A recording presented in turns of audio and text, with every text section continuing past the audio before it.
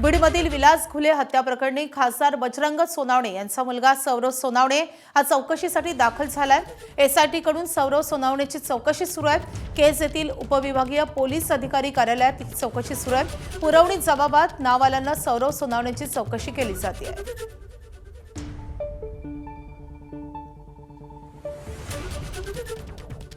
तर या प्रकरणावरून बजरंग सोनावणे यांच्यावर टीकेची झोड उठवली जात होती।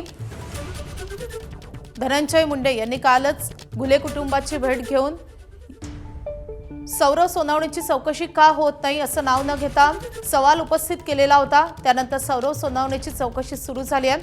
बजरंग सोनावणे यांचा मुलगा सौरव सोनावणे यांचं या प्रकरणामध्ये नाव घेतलं जात आहे। घुले हत्या प्रकरणी जबाबात नाव आल्यानं पुरवणी जबाबात नाव आल्यानं सौरव सोनावणेची चौकशी सुरू झाली आहे।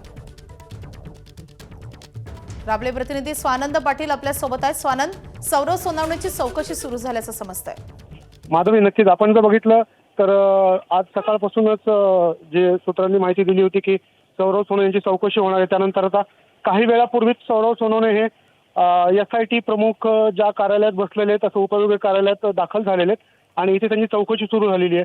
काल जर आपण बघितलं तर आधी धनंजय मुंडेंनी आरोप केले होते की पोलीस काही वेगळं ट्रीटमेंट आरोपीला करताय का, पण आपण प्रत्यक्षात बघायला गेलो तर ही जी चौकशी होतीये ही चौकशी पुरवणी जबाबात नाव आल्याने सुरू झालेली आहे। आणि याआधी देखील स्वतः खासदार बजरंग सोनवणे आणि सौरव सोनवणे यांनी सांगितलं होतं की पोलीस ज्या ज्या वेळेला आम्हाला चौकशीला बोलवतील त्या त्या वेळेला आम्ही पोलिसांना सहकार्य करणार आहोत आणि घुले कुटुंबियाला देखील न्याय भेटला पाहिजे। तर दुसऱ्या बाजूने आपण जर बघितलं तर सौरव सोनवणेची चौकशी आता जे एसआयटीचे प्रमुख आहेत व्यंकटराम हे करत आहेत आणि आता या चौकशीतून नेमकं समोर काय येतंय आणि एसआयटीची पुढची भूमिका काय असणार आहे हे आपल्याला काही वेळातच समजणार आहे। माधवी, नक्कीच चौकशी नेमकी किती वेळ चालते आणि चौकशीतून काय समोर येतं याकडे लक्ष असेलच। स्वानंद, धन्यवाद या सगळ्या सविस्तर माहितीसाठी।